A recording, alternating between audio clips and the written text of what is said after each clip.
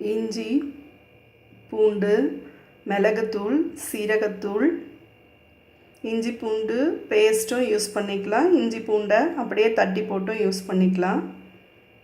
தண்ணி, தேவையான அளவு தண்ணி, இதெல்லாம் வந்து கஷாயம், அதாவது நம்ம கோல்டு பிடிச்சாக்கா கஷாயம் எப்படி வச்சு குடிக்கிறதுன்றது டிப்ஸு.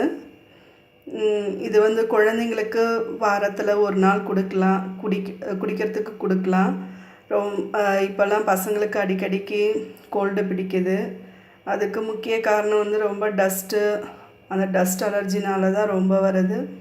அதுக்கு நம்ம இந்த கஷாயம் கொடுத்தா ரொம்ப நல்லது உடம்புக்கு. அடிக்கடிக்கு கோல்டு பிடிக்காது.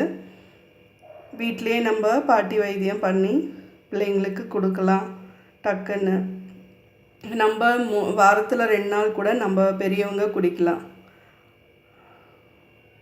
அது இஞ்சி பூண்டு விழுதாவும் போட்டுக்கலாம். பூண்டு இஞ்சி உடனே அப்படியே நெசுக்கி கொஞ்சம் பொடி நெசுக்கி கூட போட்டுக்கலாம். மிளகுத்தூள் சீரகத்தூள் எல்லாம் ஒரு 3 டம்ளர் தண்ணியில் போட்டு இதெல்லாம் கொதிக்க வச்சிங்கன்னா கொஞ்சம் சுக்கு பொடி விற்றாலும் அதையும் நம்ம சேர்த்துக்கலாம்.